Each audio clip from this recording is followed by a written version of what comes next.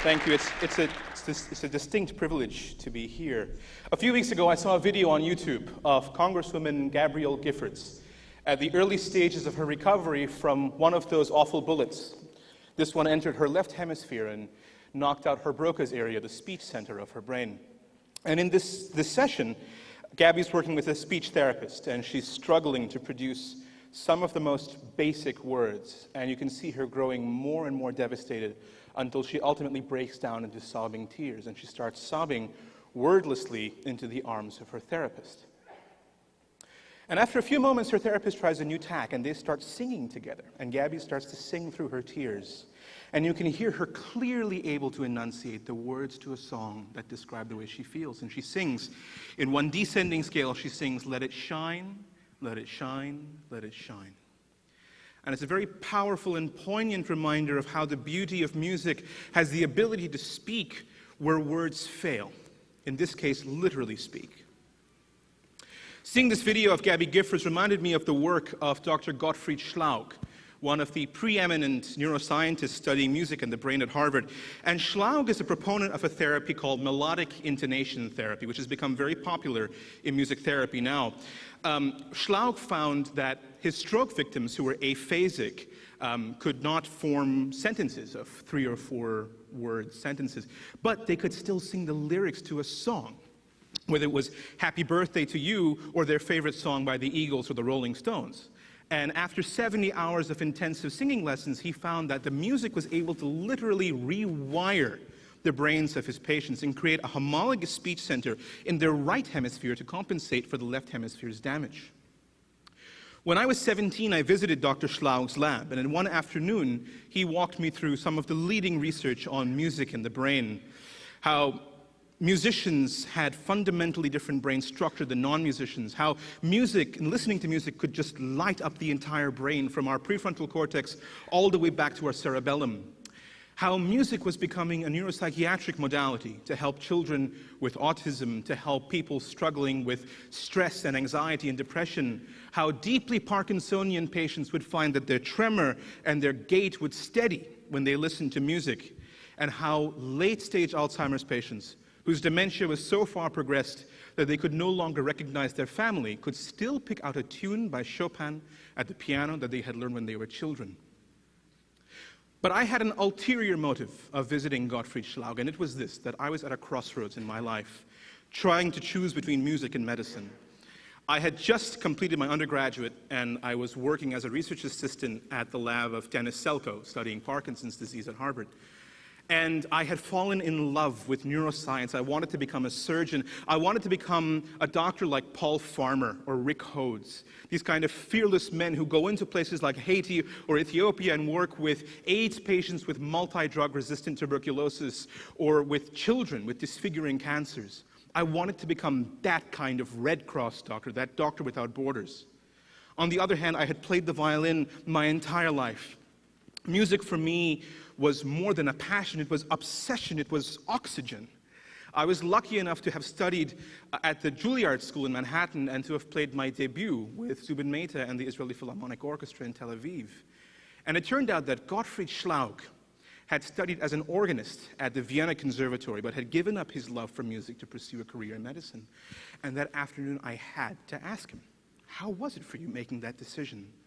And he said that there were still times when he wished he could go back and play the organ the way he used to. And that for me, medical school could wait, but that the violin simply would not. And after 2 more years of studying music, I decided to shoot for the impossible before taking the MCAT and applying to medical school like a good Indian son to become the next Dr. Gupta. And I decided to shoot for the impossible, and I took an audition for the esteemed Los Angeles Philharmonic. It was my first audition. And after 3 days of playing behind a screen and a trial week, I was offered the position. And it was a dream. It was a wild dream to perform in an orchestra, perform in the iconic Walt Disney Concert Hall in an orchestra conducted now by the famous Gustavo Dudamel, but much more importantly to me, to be surrounded by musicians and mentors that became my new family, my new musical home. But a year later, I met another musician who had also studied at Juilliard, one who profoundly helped me find my voice and shape my identity as a musician. Nathaniel Ayers was a double bassist at Juilliard, but he suffered a series of psychotic episodes in his early 20s, was treated with Thorazine at Bellevue, and ended up living homeless on the streets of Skid Row in downtown Los Angeles 30 years later. Nathaniel's story has become a beacon for homelessness and mental health advocacy throughout the United States, as told through the book and the movie The Soloist, but I became his friend, and I became his violin teacher. And I told him that wherever he had his violin, and wherever I had mine, I would play a lesson with him. And on the many times I saw Nathaniel on Skid Row, I witnessed how music was able to bring him back from his very darkest moments, from what seemed to me in my untrained eye to be the beginnings of a schizophrenic episode. Playing for Nathaniel, the music took on a deeper meaning, because now it was about communication. A communication where words failed, a communication of a message that went deeper than words, that registered at a fundamentally primal level in Nathaniel's psyche, yet came as a true musical offering from me. I found myself growing outraged that someone like Nathaniel could have ever been homeless on Skid Row because of his mental illness. Yet how many tens of thousands of others there were out there on Skid Row alone who had stories as tragic as his, but were never going to have a book or a movie made about them that got them off the streets. And at the very core of this crisis of mine, I felt somehow the life of music had chosen me, where somehow, possibly in a very naive sense, I felt what Skid Row really needed was somebody like Paul Farmer, and not another classical musician playing on Bunker Hill. But in the end, it was Nathaniel who showed me that if I was truly passionate about change, if I wanted to make a difference, I already had the perfect instrument to do it. That music was the bridge that connected my world and his. There's a beautiful quote by the romantic German composer Robert Schumann, who said, "To send light into the darkness of men's hearts, such is the duty of the artist. And this is a particularly poignant quote because Schumann himself suffered from schizophrenia and died in asylum. And inspired by what I learned from Nathaniel, I started an organization on Skid Row of musicians called Street Symphony, bringing the light of music into the very darkest places, performing for the homeless and mentally ill at shelters and clinics on Skid Row, performing for combat veterans with post-traumatic stress disorder, and for the incarcerated and those labeled as criminally insane. After one of our events at the Patton State Hospital in San Bernardino, a woman walked up to us, and she had tears streaming down her face, and she had a palsy, she was shaking, and she had this gorgeous smile. And she said that she had never heard classical music before, she didn't think she was going to like it, she had never heard a violin before, but that hearing this music was like hearing the sunshine. And that nobody ever came to visit them, and that for the first time in 6 years when she heard us play, she stopped shaking without medication.